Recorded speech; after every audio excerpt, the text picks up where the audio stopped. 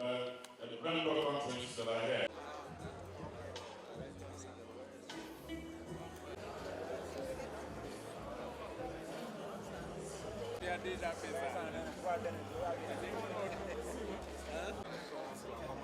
They're really taking their time.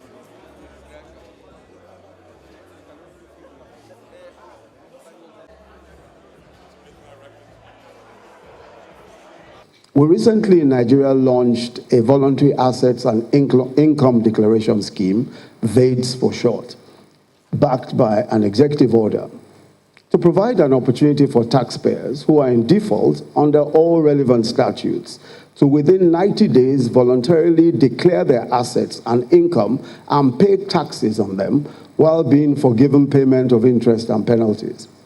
Although the scheme targets local tax evasion, we're also interested in the large number of Nigerians who own property abroad and who have not been paying taxes on incomes from these assets.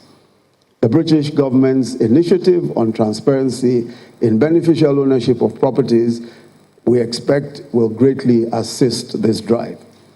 I think it's important to emphasize that almost across Africa, tax administrators are actively engaged in extensive reforms and battling resource difficulties that hamper these reforms.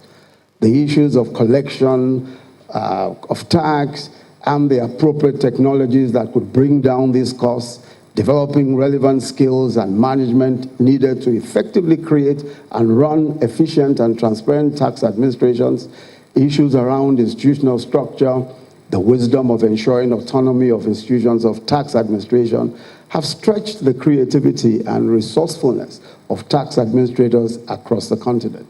This administration in particular, and indeed many administrations across Africa, are working very hard to improve transparency, to fight corruption, and to provide value for money for the tax revenues collected. And that gives confidence to the taxpayer to do the right thing. But of course, it's not simply a moral issue. There's also willful tax evasion.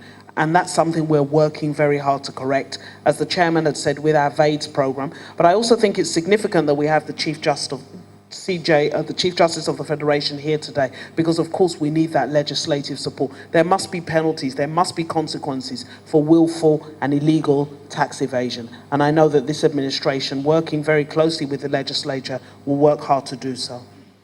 We in Nigeria are committed to improving our tax compliance rate. At 6%, we have one of the lowest tax to GDP ratios in the world, and we are determined to take that on as a project and correct it very, very quickly. And in so doing, we believe that we will unlock growth for Nigeria.